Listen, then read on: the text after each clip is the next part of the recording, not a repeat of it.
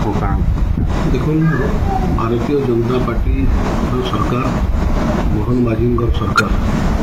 आज गोटे वर्ष पूर्ति होगा जाऊँगी आसंता 12 तारीख आउ निर्वाचन में जेन प्रतिश्रुति देते जेन निर्वाचन इस्ताहार आम प्रकाश करूँ 21टा कथा आम निर्वाचन इस्ताहार आम देलु तार भर गोटे वर्ष ये सरकार 11टा अलरेडी पूरण कर सारा जिनका 5 वर्ष करवानी कथा गोटे वर्ष 11टा कर सारा जहाँ जहाँ प्रतिश्रुति देचे आस्ते आस्ते आस्ते आस्ते कर सब सुविधा देखिक निश्चित भाव यहाँ पालन करवा आज माननीय मुख्यमंत्री सबू जिला आज भी गोटे जोटे जिला जाता काली भी जाते बड़ दिन भी जाते सबू जिला बुलिकी जाऊन लोक कथा बुझुन लोक सागर डायरेक्ट कथबार्ता हो पारुन तो लोक मैंने दुखर कथा माननीय मुख्यमंत्री कहते गोटे बड़ उपलब्धि है आज जो बरगढ़ कथा कहमा बरगढ़ में जेन प्रकार डेवलपमेंट होती आप जानते धनुजात्रा की आम तीन गोटे स्तर के आम गला बरगढ़ मान सम्मान पूरा भारत वर्ष में तीन जगह पहुँचला आप समस्त गोटे गोटे गोटे सांस्कृतिक संपन्न नगरी करवार लगे समालोचक मैंने तो अनेक कथा कहे किंतु सबू मुख्य द्वार आसला बेले गोटे गेट व्यवस्था करके 5टा द्वार 5टा आहरी जोड़े गेट आउ जोड़े द्वार अच्छी जेन द्वार कि ये मत लगे 1.5 द्वार आउ जोड़े गेट होगा जाऊँ रास्तार जेन वाइडनिंग होवार कथा मुख्य रास्ता आप केन्ता तार विजिबल हवा 6 मास भर आप बायपास चिंतन चली से टोकन मनी अलरेडी पाईगलान आपंकर DHH रु बाहरी आपंकर बायपास 150-200 कोटी खर्चा होकर टोकन मनी ब्रिज है आपंकर फ्लाईओवर है तो एमती बहुत काम अच्छे और बहुत बड़ कथा 2-3टा है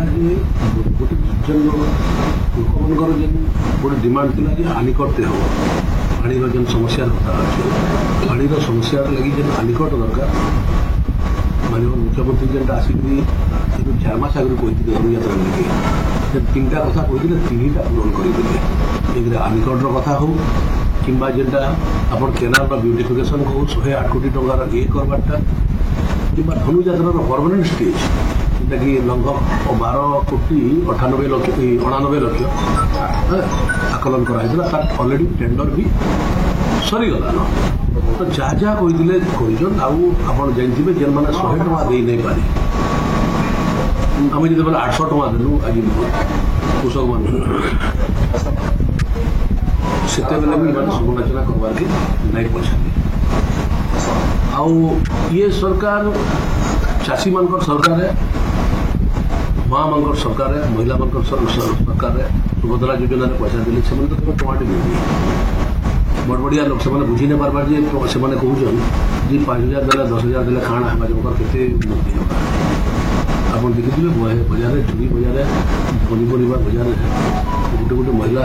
3,000-4,000 टଙ୍କା बेपार करवार लगी कारिनु से सुध आकार आणुचन डेली 10% दौन जब 5,000 टଙ୍କା जब आनी बोले 500 टଙ୍କା पहला राति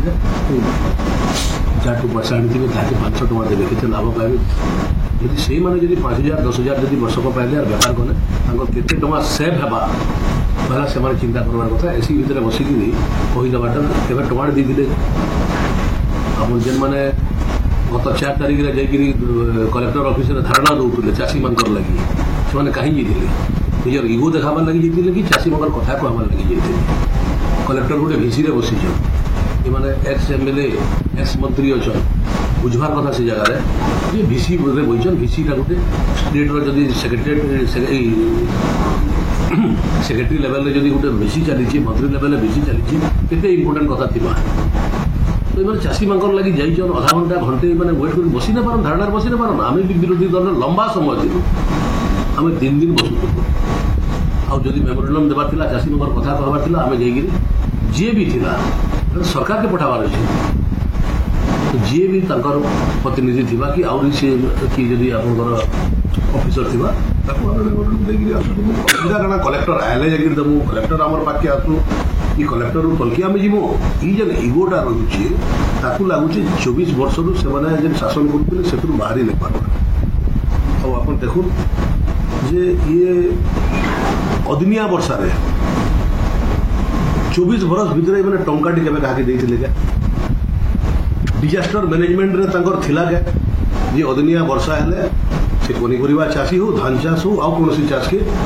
तार जेनटा लस होता है देवु बोल डिजास्टर मैनेजमेंट थिला के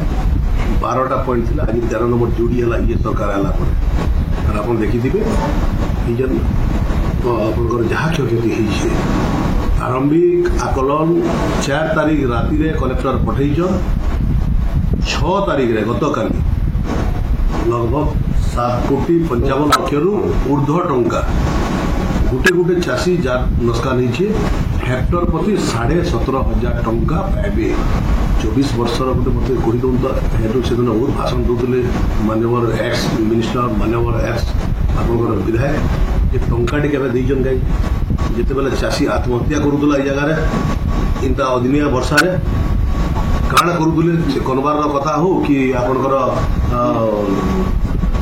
कलापाणी कथा हो केन जगह थे जाकि मैनेज करूले सरकार एजेंट साइकिरी माने मैनेज करूले आम सरकार एजेंट नुहे आम लोक मान एजेंट सरकार पाखे आम दायित्व अच्छे लोक मान कथा नहीं देवार लगी 4 तारीख राति जाइए आप देखो 6 तारीख रे पैसा पड़ी